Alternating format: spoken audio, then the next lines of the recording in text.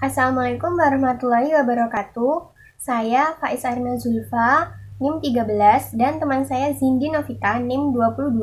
Kami akan menjelaskan mengenai monopolistic competition atau pasar persaingan monopolistik. Di sini pertama akan dijelaskan oleh Zindi Novita. Pengertian kompetisi monopolistik. Pasar persaingan monopolistik pada dasarnya adalah pasar yang berada di antara dua jenis pasar yang ekstrem, yaitu persaingan sempurna dan monopoli. Oleh karena itu, sifat-sifatnya mengandung sifat-sifat monopoli dan persaingan sempurna. Pasar persaingan monopolistik dapat didefinisikan sebagai suatu pasar yang mana terdapat banyak produsen yang menghasilkan barang namun memiliki corak yang berbeda-beda atau disebut differentiated. Persaingan monopolistik merupakan suatu jenis pasar yang digolongkan berdasarkan satu jumlah perusahaan besar. Jumlah besar perusahaan dalam persaingan monopolistik menyatakan bahwa perusahaan-perusahaan tersebut adalah kecil perbandingannya terhadap keseluruhan pasar. Meskipun mereka mempunyai beberapa kekuatan atas harga, sebagai perluasan bahwa produk-produk mereka dibedakan, mereka tidak memiliki kekuatan yang cukup untuk membalas jika perusahaan lain merubah harganya. Dua produk-produk dibedakan dan tidak dapat dilihat sebagai pengganti sempurna oleh konsumen. Produk-produk yang dibedakan dijual oleh perusahaan dalam persaingan monopolistik memiliki beberapa fitur yang membuat seorang konsumen lebih menyukai dibandingkan produk-produk lainnya yang tersedia dari perusahaan lain. Kekuatan dari perusahaan manapun terhadap harga berasal dari hal yang sangat nyata. Ini bahwa produk-produk tersebut bukan merupakan pengganti sempurna. Tindakan-tindakan non-harga adalah perlu untuk membuat produk tersebut dibedakan. 3. Beberapa kemampuan penjual untuk menetapkan harga sesuai dengan yang diinginkan. 4. Jalan masuk bebas dan keluar dari pasar tersebut. Tidak ada hambatan untuk masuk atau keluar yang ada dalam persaingan monopolistik. Bagaimanapun juga, kebutuhan untuk membuat produk seseorang dibedakan mungkin memerlukan tindakan non-harga, di mana jika tidak berhasil, maka akan menggerakkan perusahaan itu untuk keluar dari pasar. 5. Kepercayaan yang berat terhadap tindakan-tindakan non-harga untuk membedakan produk seseorang.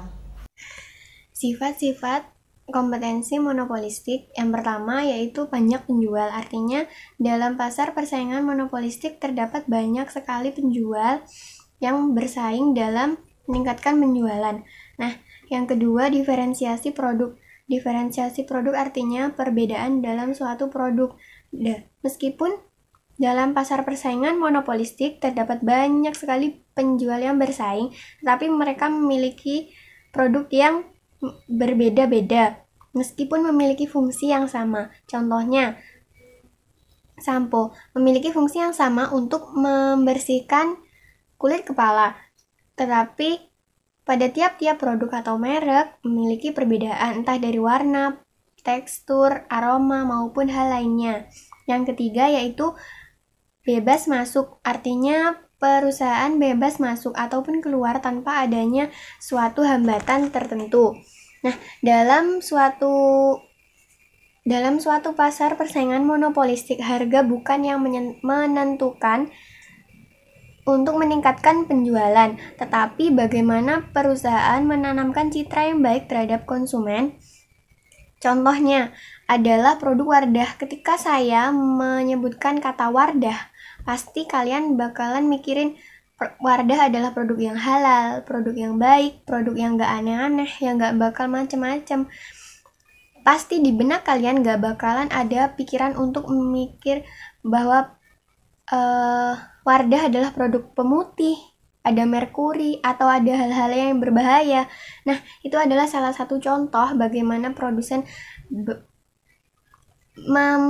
menanamkan citra yang baik terhadap kita sebagai konsumennya. Nah, untuk mendukung itu ada beberapa iklan-iklan yang argumen yang mendukung untuk menanamkan citra yang baik. Nah, di sini yang pertama yaitu ada iklan yang informatif, yaitu iklan yang menjelaskan informasi yang baik mengenai suatu produk. Nah, yang kedua adalah iklan yang meningkatkan penjualan dan memperbolehkan skala ekonomis. Yang ketiga yaitu iklan yang meningkatkan penjualan dan memperbesar sektor perkembangan ekonomi. Yang keempat atau yang terakhir yaitu iklan yang meningkatkan persaingan dan menurunkan harga-harga. Nah, dalam pasar persaingan monopolistik terdapat keseimbangan. Nah, di sini kurva permintaan yang dihadapi oleh pasar persaingan monopolistik adalah lebih elastis daripada monopoli, tetapi elastisitasnya tidak sampai elastisitas sempurna. Terdapat dua keseimbangan pasar persaingan monopolistik. Yang pertama yaitu pada keseimbangan pada jangka pendek, yang kedua yaitu keseimbangan pada jangka panjang. Pada jangka pendek, keseimbangan yang dihadapi oleh suatu pasar persaingan monopolistik adalah hampir sama dengan monopoli. Bedanya adalah ketika pada pasar monopoli permintaan yang dihadapi oleh pasar monopoli yaitu seluruh pasar. Tetapi pada pasar persaingan monopolistik yang dihadapi adalah sebagian dari seluruh pasar. Nah, yang kedua, keseimbangan jangka panjang. Keseimbangan jangka panjang di sini adalah dalam jangka panjang perusahaan pada pasar persaingan monopolistik akan mendapatkan laba yang normal, artinya labanya cenderung stabil. Hal ini dikarenakan adanya banyak penjual yang baru dan masuk, sehingga penjual menjadi banyak. Contoh ketika Bapak A atau Bapak Yanto, beliau berjualan tahu. Nah, di situ dia berjualan tahu selama puluhan tahun mungkin sampai ia bisa naik haji. Nah, di situ kan orang-orang bakalan mikir kayak wah, jualan tahu aja bisa naik haji, saya bakalan ikutan jualan juga. Nah, di situ muncul penjual baru atau produsen baru. Nah, begitu. Itu yang menyebabkan harga setiap produsen memiliki laba yang cenderung normal. Jadi saya bakalan menjelaskan mengenai keseimbangan pasar persaingan monopolistik.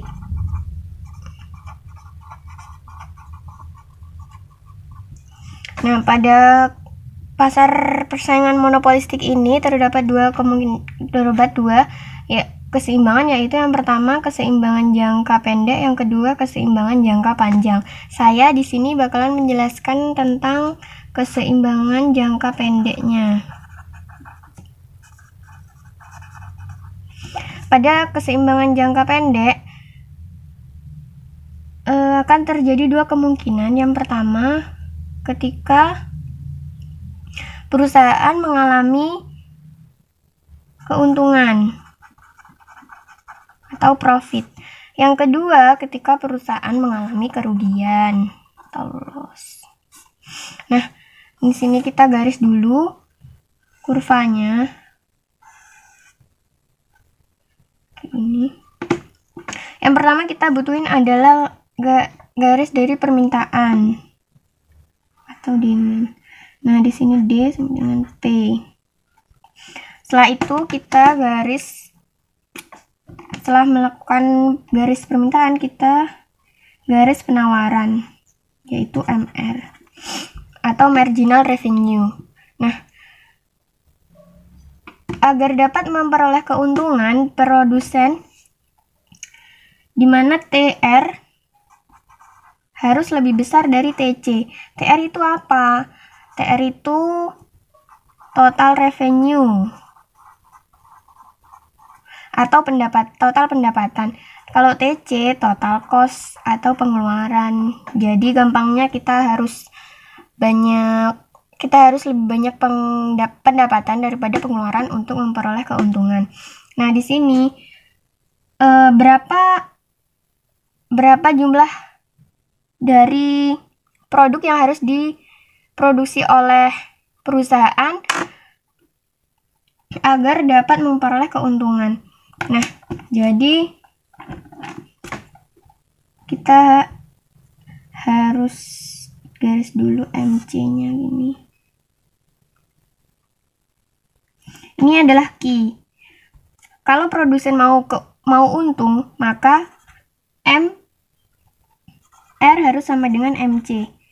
Ini artinya apa? MR itu marginal revenue atau penerimaan marginal, yaitu tambahan penerimaan sebagai tambahan penjualan satu unit produk lagi. Nah, MC itu apa? Marginal cost, di mana itu merupakan tambahan biaya atau biaya marginal. Nah, di sini kita bisa tarik garis. Di sini kita kasih O, di sini kita kasih A dan P. Nah, untuk mengetahui TR kita berapa atau pendapatan kita berapa nih? Jadi itu bisa dilihat dari segi 4 ini. OQ AP. Nah, untuk mengetahui TC kita harus atau memberi garis AC atau average cost. Nah, AC di sini menentukan berapa TC kita atau berapa pendapat pengeluaran kita. Di sini kita kasih garis B sama C. Nah, jadi TC kita berapa nih? TC kita itu kita dapat OQ dan BC. Jadi OQ dan BC ini merupakan pengeluaran kita, sedangkan OQ dan AP segi 4 yang ada titik merah-merah itu merupakan pendapatan kita. Yang batasnya dari garis biru ini ke bawah ini merupakan pengeluaran kita. Nah, jadi keuntungan kita itu ada berapa? Keuntungan kita terletak pada segi 4 yang sini. Yang aku kasih stabilo ini merupakan keuntungan kita. Jadi ini adalah daerah keuntungan atau untungnya kita berapa ada di sini. Nah, untuk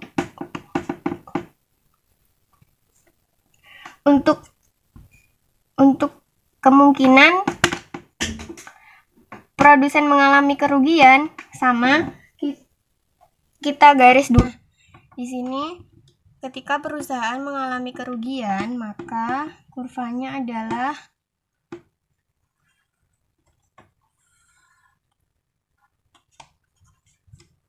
sama. Kita tarik garis dulu D atau permintaan. Untuk penawarannya setengahnya yaitu MR. Nah, kita butuh data dari